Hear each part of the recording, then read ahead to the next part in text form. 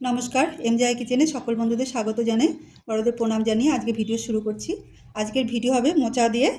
রেসিপিটা ভালো লাগলে বন্ধুদের লাইক করার অনুরোধ রইল, আর নতুন বন্ধু হলে সাবস্ক্রাইব করে পাশে থেকো। এর মধ্যে বাদাম একটু ভেজে নিয়ে ধুনে দিয়েছি, জিরে আর নারকোল ভেজে নিচ্ছি।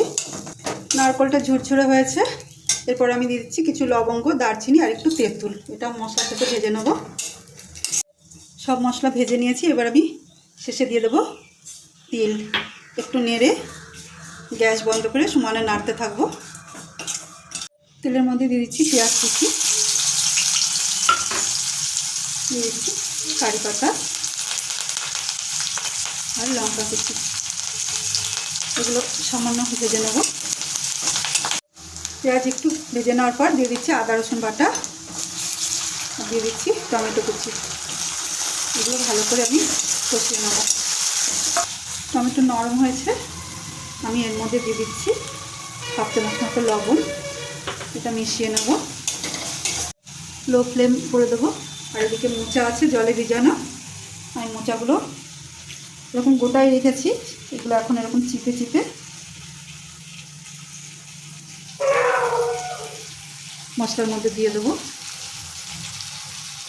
এবার মশলার সাথে মোচাগুলো ভেজে নেব। মোচা ভেজে নেওয়ার পর অল্প ভেজে নিয়েছি, এরপর দিয়ে দিচ্ছি ভেজে রাখা মশলাটা। দিয়ে দেবো হলুদ গুঁড়ো,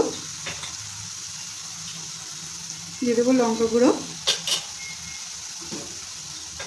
আর দেবো গরম মশলা গুঁড়ো। এগুলো আমি মোচার সাথে ভালো করে কুক করে নেব। মশলা মিশিয়ে নেওয়ার পর এবার দিয়ে দিচ্ছি জার ধোয়া জল।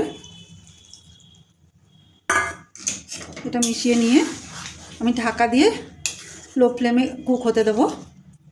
মোচার সাথে মশলা কষিয়ে তেল ছেড়ে দিয়েছে, আমি এবার দিয়ে দিচ্ছি কিছু চিনি আর দিয়ে দিচ্ছি 1 কাপ মতো জল। এটা দিয়ে মিশিয়ে ঢাকা দিয়ে আরও কিছুক্ষণ আমি কুক করব। তেল ছাড়া অবধি কুক করেছি, মাঝে মাঝে এসে নেড়ে নেড়ে আবার ঢাকা দিয়ে কুক করে গেছি। তেল ছেড়ে দিয়েছে, এবার আমি দিয়ে দেবো ধনেপাতা বাটা আর দুটো কাঁচা লঙ্কা। এগুলো মিশিয়ে নেব। বন্ধুরা, মোচাটা দেখুন এইরকম কি সুন্দর হয়ে আছে, এইরকম থাকবে। এটা আর 2 মিনিট মতন কুক করে আমি নামিয়ে সার্ভ করব। বন্ধুরা, এইভাবে একবার মোচা খেয়ে দেখবেন। মোচা তো অনেক রকম করে খেয়ে দেখেছেন, এইভাবে একবার করে খেয়ে দেখবেন, খুব ভালো লাগবে। গরমে এইভাবে রেসিপিটা করে খেয়ে দেখুন, খুব ভালো লাগবে, শরীরও ঠান্ডা থাকবে।